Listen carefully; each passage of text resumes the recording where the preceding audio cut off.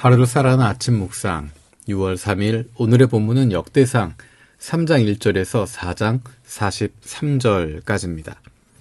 이 시간엔 그 가운데 4장 9절 10절 말씀을 보겠습니다.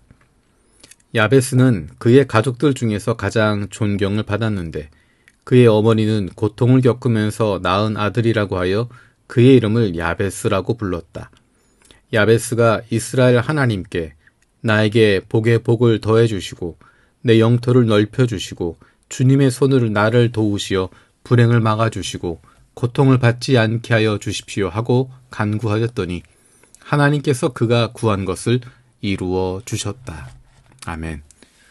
오늘 본문에서는 어제 이어서 유다 자손의 족보가 나와 있습니다. 그 가운데 특별히 다윗 왕의 자녀들에 대한 다윗의 족보와 솔로몬의 족보가 등장하고 있습니다. 우리가 잘 아는 것처럼 하나님께서는 다윗 왕가에 복을 내려주십니다. 다윗에게 그의 자녀들을, 그의 가문을 지켜주시겠다라고 하는 약속을 주십니다. 안타깝게도 이스라엘은 멸망했지만, 그래서 왕위는 끊어졌지만 그 가문은 계속 이어지게 되고 재건의 희망을 보여주게 됩니다. 오늘 본문에 보면 수많은 사람들이 등장합니다. 빛나는 왕의 자손이었던 다윗의 자녀들, 솔로몬 왕의 자녀들이, 그 자손들이 등장합니다. 하지만 그 이름은 시드기야에서 끝나게 되고 그 이후로는 17절부터는 포로로 잡혀간이라고 시작하는 포로 시대가 시작이 됩니다. 마치 모든 것이 다 끝나버린 것 같습니다. 더 이상 희망이 없는 것 같습니다. 이제는 위태롭고 흔들리고 아무 일도 일어나지 않을 것 같습니다. 그런데 이 이야기의 반전이 있는 것이 9절, 10절에 있는 이야기입니다.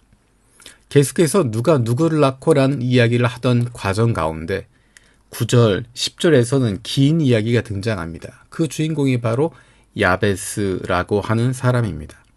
사실 야베스가 누구인지는 정확하게 알 수 없습니다. 여기에만 등장하고 있기 때문입니다.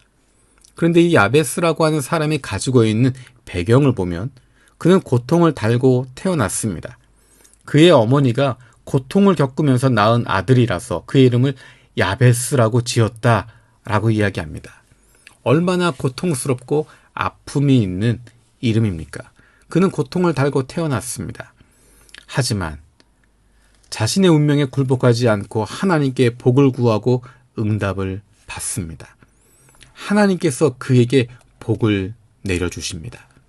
모든 것이 다 끝난 것 같았지만 하나님께 땅을 넓혀주시기를 구하고 불행과 고통을 막아주시기를 간구하며 기도했을 때 하나님이 그에게 응답해 주셨던 것입니다.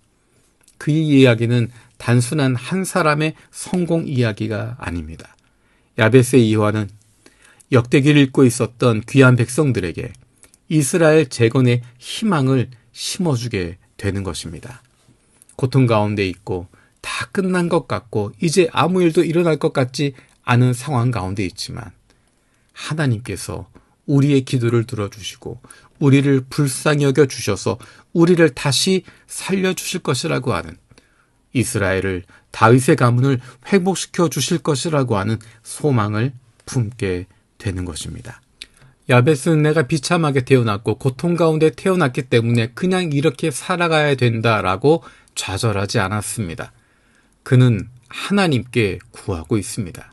하나님, 도와주십시오. 누구의 잘못인지 알지 못하지만 내가 이런 고통 가운데 있고 이런 환난 가운데 있고 이런 어려움 가운데 있지만 하나님께서 나의 기도를 들어주셔서 내 영토를 넓혀주시고 내 불행을 막아주시고 내 고통을 막아주시기를 간구하는 것입니다. 하나님이 그 기도를 들어주시고 응답해 주십니다.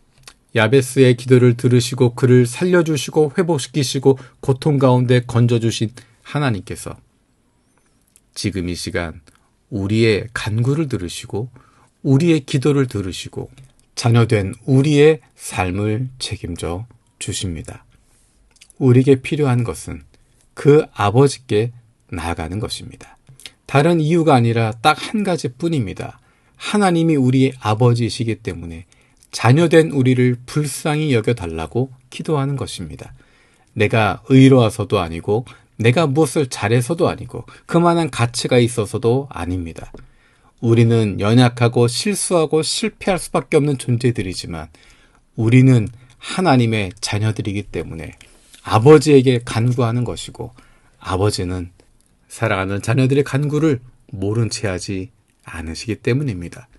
우리에게 가장 선한 길로 가장 좋은 것으로 채워주시고 인도하여 주시고 우리를 회복시켜 주시기 때문입니다. 우리 아버지 되신 하나님은 바로 그런 분이십니다. 살아계신 하나님 감사드립니다. 하나님을 아버지라고 부를 수 있는 것이 얼마나 감사한지 모르겠습니다. 야베스가 기도했던 그 기도가 우리의 기도임을 고백합니다.